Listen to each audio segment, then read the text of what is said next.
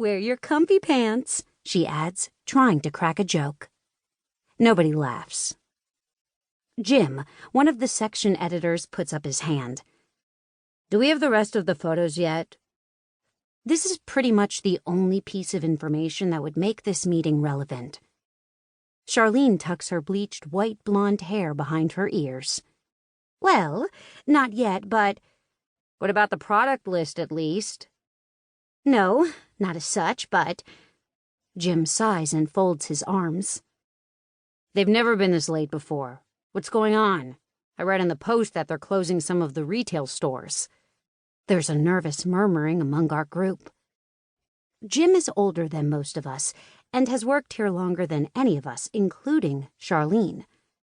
Somehow he always seems to know what's going on around here way before the rest of us do.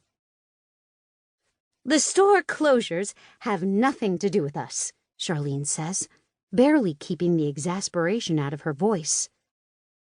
It's a natural evolution as more of our business moves online. Jim folds his arms, still looking skeptical. So our jobs are safe? Jim is clearly not going to let this go. Of course they are, she huffs. The catalog is the cornerstone of our marketing strategy, as you know. If Charlene were to ever have custom t-shirts made, they would no doubt say, catalogs, the cornerstone of our marketing strategy. It's her favorite thing to tell us. I think she likes the ego boost of running the marketing team's most high-profile initiative. She isn't totally wrong either. We do 3 catalogs a year, and the fall catalog, the one we're working on now, is the biggest piece of marketing we do.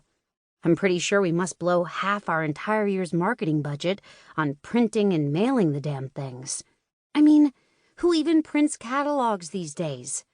Loft and Barn, that's who. And anyway, Charlene continues, Trent and Luke have called a meeting for tomorrow specifically to talk about the fall catalog. We'll all be going up to the 30th floor to join them. I can't help but notice how she smooths her hair down when she utters the brothers' names. Sloane and I sneak another glance at each other, grinning. Charlene is a reasonably attractive older woman, but she's been single her whole life, as far as we know. And it's obvious to pretty much the whole office that she has it bad for the company's founders, Trent and Luke Whitaker. Good. I'll ask them then. Jim crosses his arms. I have to stifle a giggle.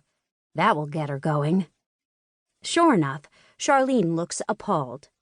You will do no such thing. This is a meeting for them to provide us with information, not to bother them with our grievances. I swear to God, if you make our department look bad.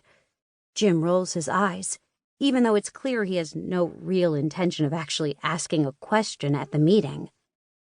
Everyone knows these meetings aren't really for staff. They're exclusively a chance for the Whitaker brothers to remind us who runs this company and who we answer to, not an opportunity for actual information to be exchanged. In these meetings, we're to be seen and not heard. In other words, they're a complete waste of our time. Well, not a complete waste. The brothers do make for some pretty tasty eye candy. But that's it.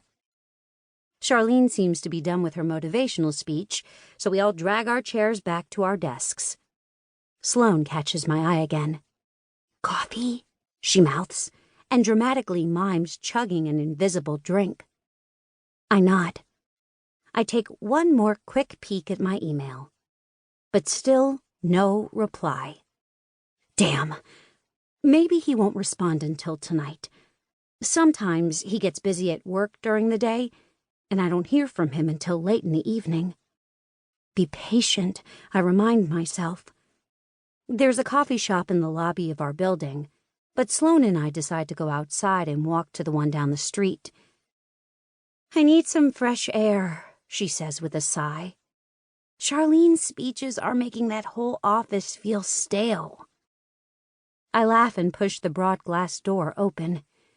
It's July now, and the Chicago humidity hits me like a brick wall. So much for fresh air. We get to the